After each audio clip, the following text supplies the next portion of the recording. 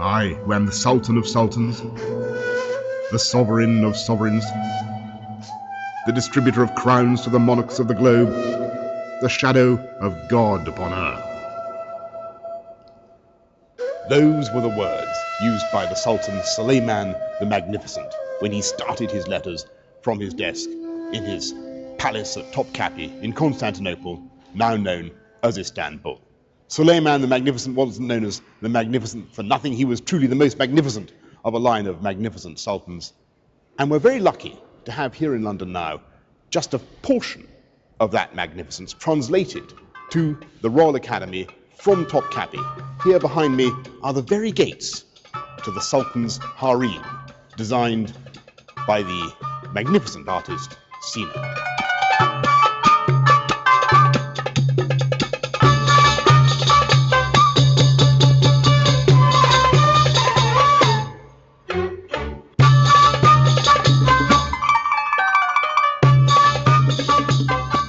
We're familiar with the idea of Turkey as the scene of the clash of civilizations between East and West, the Trojan War, the sack of Constantinople in 1453, even the Battle of Gallipoli, if you like. But we're less familiar with the idea of the Turks as a group of nomadic tribes pushing ever further westwards from their point of origin on the borders of China, conquering, pillaging, sacking as they went, and yet, of course, building the most fantastic buildings and creating the most amazing art, and the whole culture united by the Turkic language.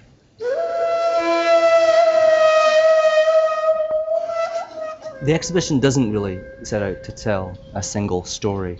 The story that it does tell is a thematic story, in that we're looking at environments in which Turkic peoples interacted with sedentary peoples over the span of 1,000 years and over a geography extending from Western China to the Balkans. Presenting snapshots of civilizations, and within each of those snapshots trying to highlight important media, important artistic developments, aspects of culture, aspects of language, aspects of religion, and stitching all of these elements together through a kind of a political framework where the Turks were a dominant political elite. Now, you may be asking yourselves, why me? Why am I introducing this fantastic exhibition? And the answer is, I do have some vague connection to Turkey in the sense that my great-grandfather was the interior minister in the government of the last Sultan. And he had a brilliant idea, which was to sign an arrest warrant for Kemal Ataturk in 1923. Kemal Ataturk's the founder of the Turkish nation, by the way. And this inspired piece of politics was repaid by my great-grandfather's assassination. He was lynched in a barber's shop in Izmit and stuck in a tree. And his son, my grandfather, fled to England, took the name Johnson, and here I am. And it's left me, of course, with a huge interest in and enthusiasm for Turkey. Depending on your historical perspective, modern Turkey today looks east or looks west. It's more inclined to look west. But if you wanted to think about a historical narrative that is much deeper and older, then you could, in theory, begin in Central Asia. Although there are many people that would find that very problematic. Turkishness is something that has been defined in a very positive way since the founding of the Republic. And perhaps there are a number of people in Turkey at present who say the original definition of the Turk was broader than it was later defined. So that's a big debate in Turkey at the moment. What is a Turk? However, the interesting thing to me is that an exhibition that ends at the high point of the Ottoman Empire should be interesting in this country because of the present political questions. So rather than look at the art, people are saying, oh, is this a country that's worthy of the EU? Even when everything that we're seeing in this exhibit is many centuries, and happened many centuries ago. This is a remarkable 1,000-year show, driven by the ambitions of great men and their lust for power and conquest. But it starts very modestly with some enigmatic people called the Uyghurs, who lived in the 7th century in the desert in China.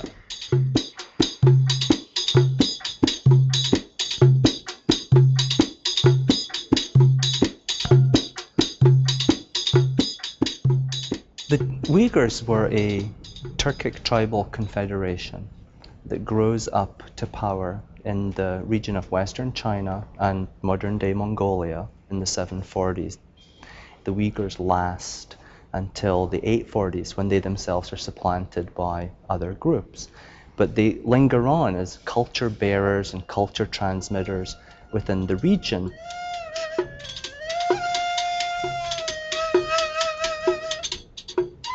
Most of the objects that we have in the exhibition from the Uyghur period are paintings that were made for Buddhist cave temples from different sites in the region of the Taklamakan Desert. In addition to some of the Buddhist materials, we have some Christian materials, mostly grave markers from a slightly later period, as well as a large sculpture. Actually, there are several of these monumental sculptures that reflect Turkic folk beliefs that continue to persist within these regions, despite the fact that other religions are being adopted and practiced. The material tries to evoke a very complex culture within Central Asia that is a region crisscrossed by the Silk Road networks. The Silk Road was the main trade highway between China and the West, a 4,000-mile transcontinental caravan route that passed through much of present-day Turkey. The Silk Route is really fundamental. It's a link that joins the cultures together from Western China, and it is something, of course, that the Ottomans then come to control later on in the 15th century. And it's through this means that different cultures come into contact with one another. Religious practices, different materials and artistic practices are exchanged, and languages also.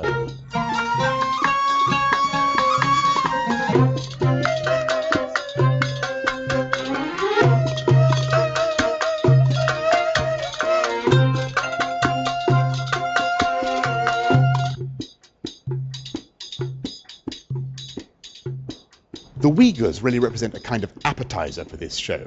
The hors d'oeuvre is provided by these two fantastic rooms dedicated to the Seljuks, another tribe that came from the east, conquered Iran and what's now Iraq, and settled in eastern Turkey. Their leader, who is conveniently called Seljuk himself, converted to Islam most significantly in 985. And that's why we also have in this room some magnificent Qurans, candlesticks, and other Islamic religious objects.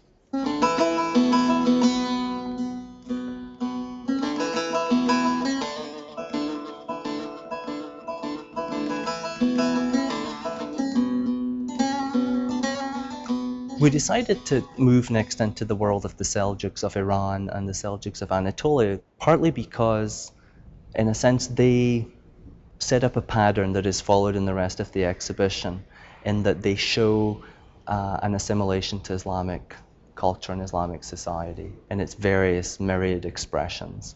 But we really begin with the Seljuks because it's a context that we can demonstrate within which Turkic groups come into contact with Islam, sedentary cultures, and begins one of these processes of adaptation and assimilation. The Seljuks are really the great link in this exhibition. If you can visualize a chain, if you like, they are the key link that link Western China and Central Asia through to Iran and Central and into Anatolia.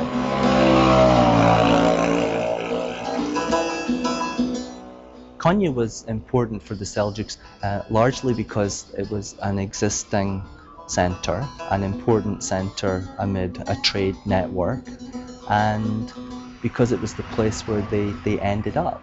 It's one of the centres with the greatest continuity and reaches its apogee in the reign of Sultan Ala-ad-Din Keykubat, who rules from 1220 to 1237, and he's responsible for building several institutions within the historical fabric of Konya. Well, they're extant today. You can visit them.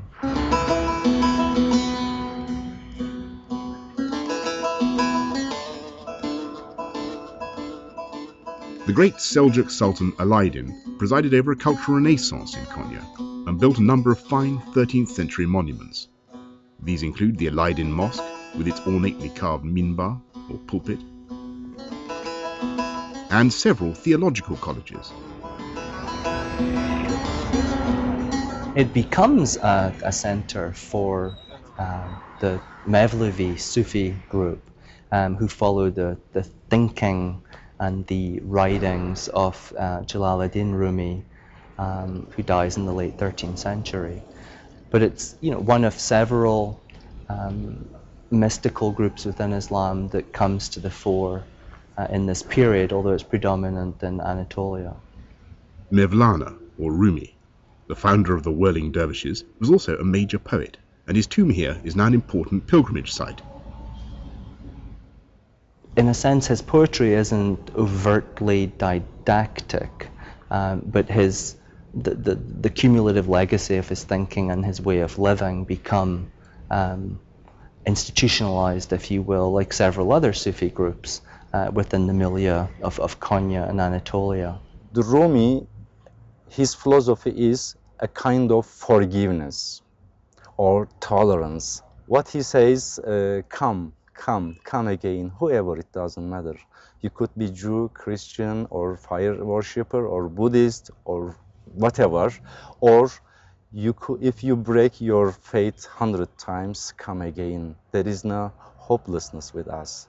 Our place is full of hope. So this is a kind of lifestyle. This is a lifestyle. All his life, all his books are trying to teach people how to get happy ending.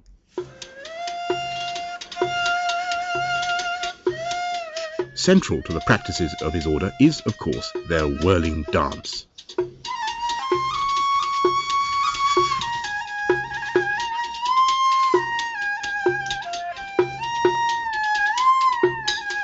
This whirling means the person, single person, goes to God, unity with the God.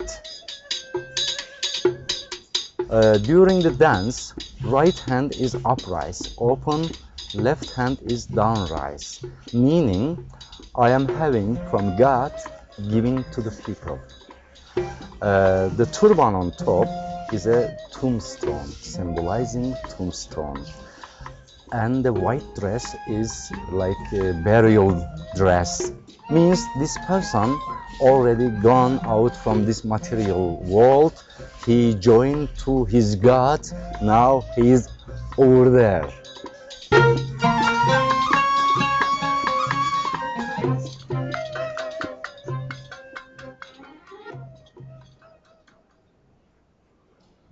If there is an aspect that really marks Seljuk period art as being quite distinct from what had come before in the Islamic tradition, it's the rise of the human figure, which is generally associated with developments in philosophy that create a new position for man, a sort of a humanism that stresses man's ability to perfect himself and to develop his virtue.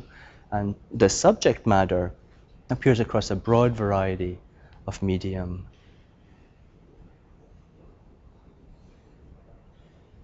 We've come now to what is arguably the highlight of the show. This room dedicated to the works of an artist known as Muhammad of the Black Pen, a man so revered in Turkey that he's never before been exhibited outside Turkey. Indeed, he's never even been exhibited inside Turkey. So important are his works to Turkish culture.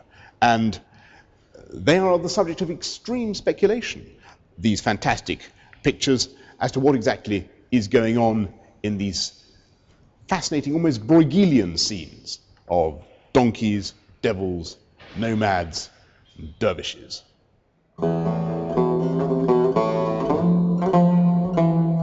The black pen drawings are a continuing paradox within the field of Islamic art, simply because they've generated one of the largest literatures, and yet I would argue that we're no closer to really understanding them than we were before this large body of literature.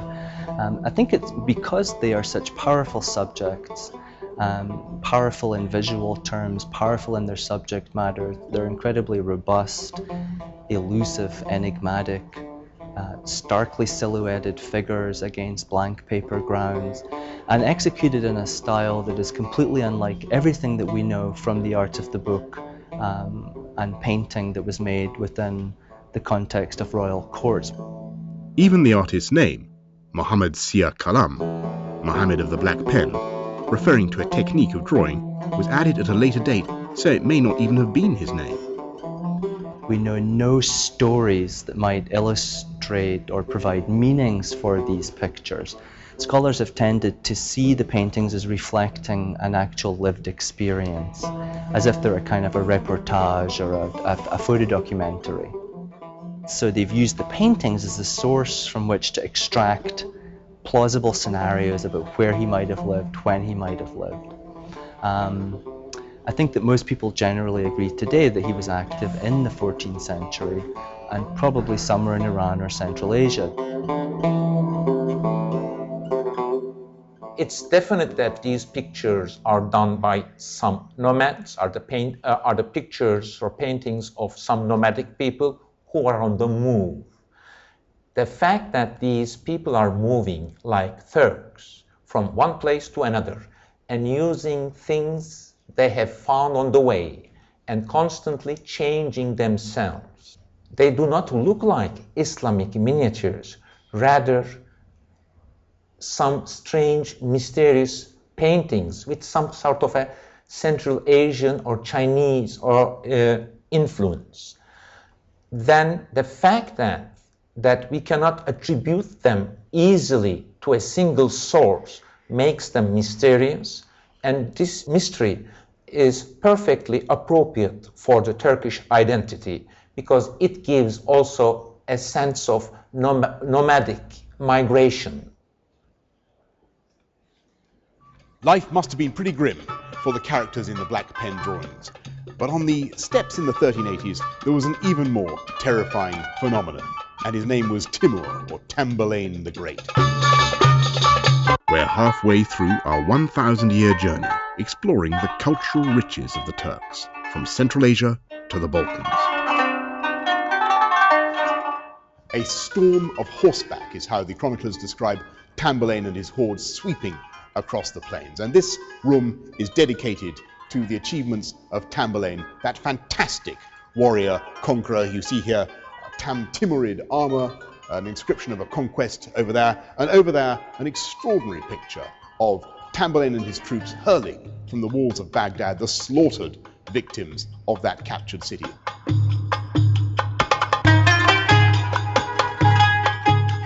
In the West, we think we know a lot about Timur's notorious exploits because of Christopher Marlowe's play Tamburlaine. This version of his name comes from Timur the Lame because of his wounded leg. But how much of it can we be sure is true? Timur was probably one of the greatest self-made men who ever lived, the greatest conqueror. He came from extremely humble origins in the heart of Central Asia, born near Samarkand, and by the end of his career he was undefeated and had trounced the greatest Islamic conquerors of the region of the Middle East. The sway of Tamburlaine's empire was astonishing. In the west he went as far as the Aegean, having conquered Turkey. He could have gone on further west into the heart of Europe, but there was no point at that time. Europe had no money. It really was not attractive from a point of view of someone bent on rape and pillage and destruction. He went as far south as Delhi, almost as a conscious effort to outdo both Alexander and Genghis before him. In the north he went as far as Siberia, and in the east he pressed on into Mongolia, where he died at the age of 69 en route to battle with the Ming Emperor, the only adversary on earth that he thought was worthy of a fight at that time. Timur, who was he? Well, the sources that we have available to us write about him in very glowing and positive sorts of terms. Unfortunately, the popular knowledge of Timur tends to take a slightly different position and focus on the massive destruction and carnage that he left in his wake. So thinking about his personality or his makeup, his identity, it's a very, very tricky topic. So perhaps we can't ever really get to the bottom of what he was like as a person. But But what isn't in question is his brutality as a conqueror. His cruelty in battle, or his savagery, was always calculated to make a point. One of the greatest atrocities Timur committed was in 1401 on taking Baghdad, when he ordered 90,000 heads to be brought to him at the end of the battle. And these were grouped into 22 towers which girdled the city. And there are a couple of eyewitness accounts who describing these terrible scenes of towers rising up with heads cemented into towers and illuminated at night. The point being, this was proof, don't mess with me or you will lose your head, quite simply.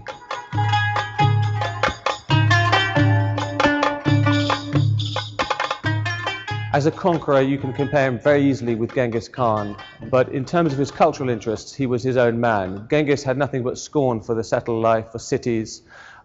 Culture was something for sissies. For Tamerlane, or Timur, it was rather different. He went around Central Asia looting the great cities of the East, took miniaturists, calligraphers, architects, masons, gem cutters, silk weavers, glass cutters from the cities he'd conquered, brought them back to Samarkand, and started an incredible building spree which resulted in the great city of Samarkand, which became known as the Pearl of the East.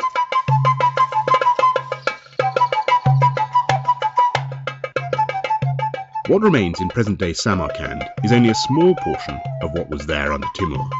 He built great monuments to impress the settled population, but he was also aware of what would please his Turco-Mongol followers.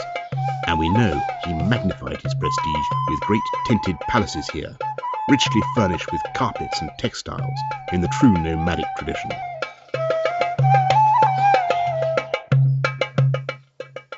Undoubtedly, Timur is a very evocative and provocative figure.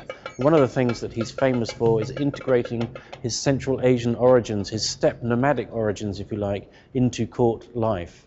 And perhaps the most interesting and exquisite of the objects that we have to do with Timur in this exhibition are the books. Because Timur realized very early on that he could immortalize not only himself and his kins, but also his deeds by writing and having books written about him.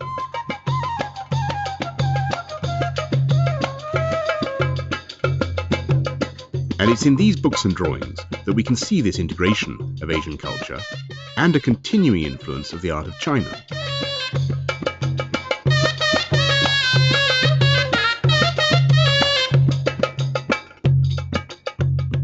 One of Tamerlane's greatest victories was at the Battle of Ankara in 1402, when he triumphed over the armies of the Ottomans. And yet his dynasty was soon to be eclipsed by them. In a century or so, the Ottoman dynasty had already made much of today's Turkey their own, and had their sights firmly set on the glorious city of Constantinople. That dream was realized by this man, looking very tough and painted by the Venetian artist Gentile Bellini, Mehmet II, who was not only reckoned by some to be a patron of the arts even greater than his contemporaries in Europe, but also the founder of a 500-year Ottoman Empire. The Ottomans were another tribal grouping, incredibly successful but fighting their local rivals just to the east of Timur's empire. But unlike Timur, their ambitions were directed to the west. With much of the territory surrounding Constantinople already in their hands, it was only a matter of time before they reached the Byzantine capital. Mehmet II, only 20 years old, took the city in 1453. The capture of Constantinople gives him a marvelous base. It secures communications between Turkey and Asia and Turkey and Europe. It gives him a naval base. It effectively gives him control of the Black Sea within the next few years. It also fulfills old Islamic prophecies that the Muslims were destined to capture the place. And finally, it gives him a kind of status as heir of the Caesars. When Mehmet the Conqueror took Constantinople, the city was in ruins. It had been constantly attacked for over 200 years. It had been laid waste by the Crusaders. There was not much left of the great glory of the Byzantine city. And Mehmet started rebuilding it. He was making a great statement about the intentions of the Ottomans, laying down the foundations for their great empire. Within a few years, Mehmed decides to build the Yeni Saray, or as it's known today, the Topkapi Palace. It's beautifully situated. It looks down on the Golden Horn, the Straits of the Bosphorus and the Marmara Sea. Fabulous for views. But I think the big reason he builds this palace is to get away from the crowds of Constantinople, to seclude himself, to withdraw from his subjects, to be more secure in his life. Rather than a single building, Topkapi was conceived as a series of pavilions contained by 4 enormous courtyards, a sort of stone version of the tented encampments with which the nomadic Ottomans were familiar.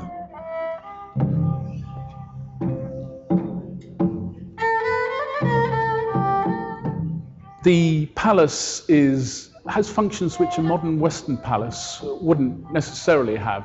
One of its main functions was to be a training school for senior officers and civil servants. Another function was that it was a design center, and attached to the library there were a team of designers who commissioned works and sent out the designs for ceramics, for rugs, for books, for jade, for all manner of artworks.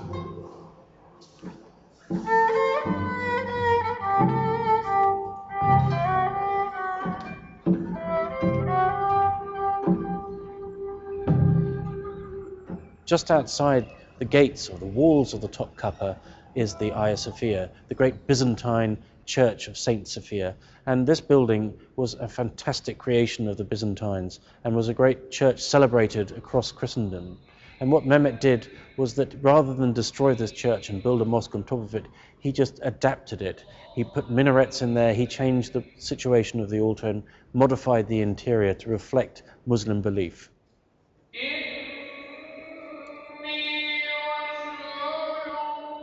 Mehmet, from what we know about him, seems to have taken the responsibilities of being an Eastern Islamic ruler and a East Roman Western ruler very seriously, and to have understood this dual tradition as being one in which he should sponsor humanists, scholars, intellectuals, poets, artists of all of the different traditions who were living under his rule. And so if you look at his patronage of art, especially the art of the book, what you'll find is a vigorous intellectual activity at his court, objects, books that are made for him, for his personal library, and an incredibly learned library that covers the complete range from works of geography and rhetoric and law to all of the different literatures of these various traditions. The seeds of his interest in acquiring learning from both East and West would have been sown from an early age by his tutors.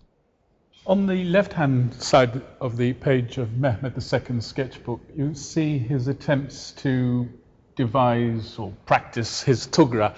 This is an elaborate kind of concertinaed form of the Ottoman imperial signature, peculiar to and distinctive to each Ottoman sultan. He's had several goes. They're not terribly impressive. He was obviously very young when this sketchbook was made, maybe 10 or 12 years old.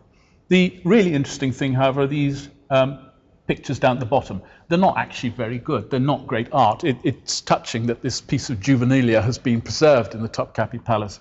They're probably servants of the court. What's interesting about them, I think, is that they do suggest, and other drawings on other pages of the book suggest even more strongly, that he's already having lessons in the Western way of doing portraiture. And some of the other pictures show he's playing around with shading to suggest volume, something which is really rather un-Turkish for a painter to work at. So I think he did have a Western art tutor when he was a boy, and this lies behind his interest in commissioning portraits and medals later on in life. The celebrated Venetian artist Gentile Bellini worked for him for over a year. In his famous portrait, with a Venetian arch above, he portrays the middle-aged Mehmet with a bejeweled textile hanging below him. Barely visible on it is the inscription, Victor Orbis, conqueror of the world. I think it's very interesting to speculate what Mehmet was doing in the late 1470s, in the last years of his life. It's then that all these Europeans suddenly start turning up, Gentile Bellini, Costanzo de Ferrara and others. And oh yeah, maybe they're just there to paint his portrait, but I think Mehmed is sort of sitting there while his portrait's being painted. How are the roads in Naples? Is the health of the Pope good? I think he's collecting information for the campaign, which he will launch in 1480. Mehmed is dreaming of conquering Rome.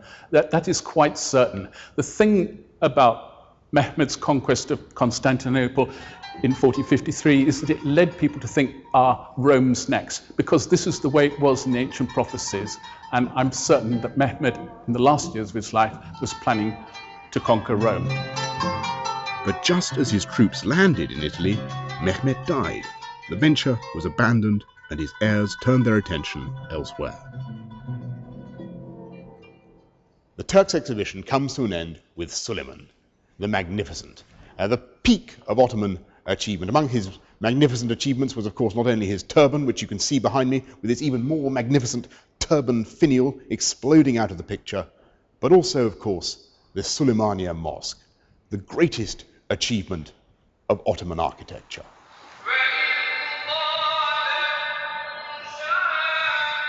The Suleymaniye Mosque was built over 7 years in the 1550s by the great Ottoman architect Sinan, the greatest architect of the Islamic world. The Suleymaniye obviously is inspired by Hagia Sophia, the Byzantine cathedral, and in the Suleymaniye, what Sinan has done has worked wonderfully with this great central dome, which doesn't quite excel that of Hagia Sophia, though perhaps he hoped it would. And then these sort of smaller semi-domes that cascade downwards. And it's more than just a mosque. It's the center of a vast complex, and it's planned as such. So there are all these subsidiary buildings that are in perfect harmony with the main building. There are soup kitchens, and there's a caravanserai, and there are religious colleges, and so on and so forth. It's a massive thing. These great mosques are more than works of architecture. They are the generators of crafts and arts. Every time something of the scale of Suleymaniye is built, it's a huge boost for the people who make rugs, for the makers of mosque lamps, for ceramicists. These great foundations eat up works of art and really create an Ottoman Renaissance. At the center of this Renaissance was Suleiman's court. The Ottoman court was a very complicated affair in many ways, and in some ways you could say it was a very simple affair. The Sultan ruled with an iron fist, with a number of advisors, and some of these we refer to as viziers, and quite often the Sultan would sit in audience with individuals. Other times he would be hidden in a chamber and would be listening to what was being discussed and developed downstairs below without anyone knowing whether he was or wasn't listening. He was all seeing, all hearing. He ruled with great determination and with great vigor. Oh, life at the court must have been deadly. Endless boredom, ritual, protocol. The whole thing was a series of parades and ranks and things. And it was all but impossible to see the Sultan. Progressively, they withdraw from public view and only ride out on grand processions or to lead their armies on campaign. And after a while, they even stop doing that. They are secluded and guarded by eunuchs. Political life was short, or could be short, yes.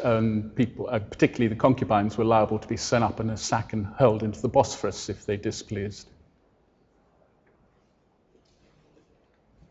Very early on in Suleiman's reign, a Venetian observer took notes on Suleiman's personality and judged that he was proud, hasty, melancholy, and addicted to women.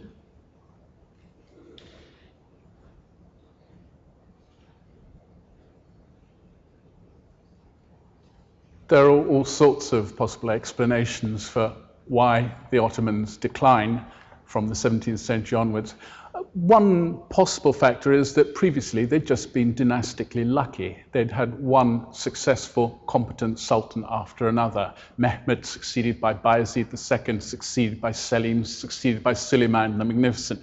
Eventually that dynastic luck had to run out, and instead of great conquerors and administrators, they get idiots and children and drunkards. These things happen. There are other factors that are possible. I myself think and as did several Ottomans at the time, that one of the factors that tipped things against the Ottomans is that the Europeans were busy colonizing America, the Spanish, the Portuguese, the Dutch and the English. This gives Western Europe new and great resources, which in the long run will spell the doom of the Ottomans.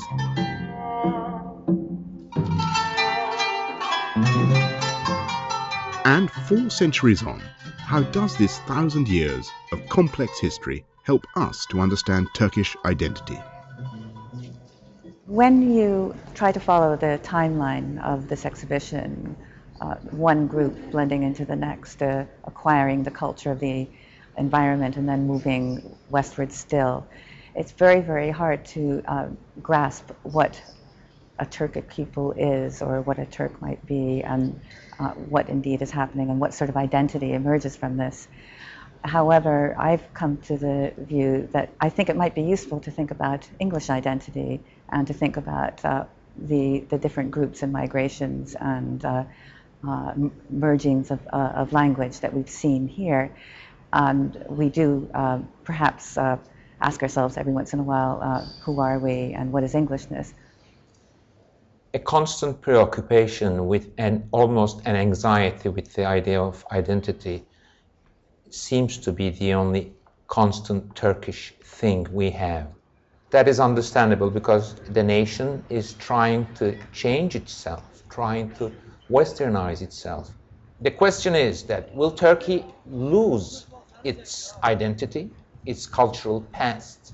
Will it have some sort of an anxiety of losing its identity when it gets too close to the European Union?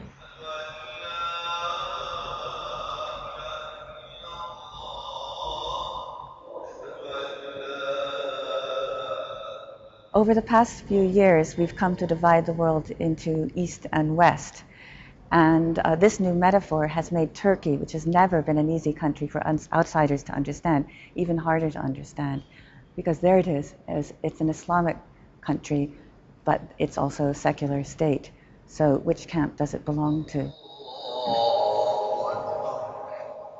It's often said to me that it's a contradiction. How can we have a prime minister from an Islamist party and also say that this country is moving towards Europe? Yes, yet there is so much irony in that. But then I'm pleased about the inevitability of that. That although the ruling party and the prime minister present had strong Islamist convictions at the past, they too could not find any other future for Turkey except that of the future that Europe can give to this country and this country can give to Europe too.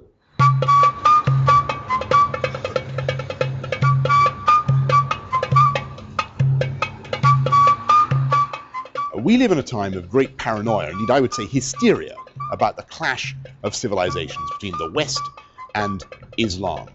And I hope that people, when they come and see this fantastic exhibition, will come away with the sense that Turkey is not only a country with a fantastic heritage, but also could serve, when it becomes a member of the EU, as the agent of integration and understanding between the West and the East.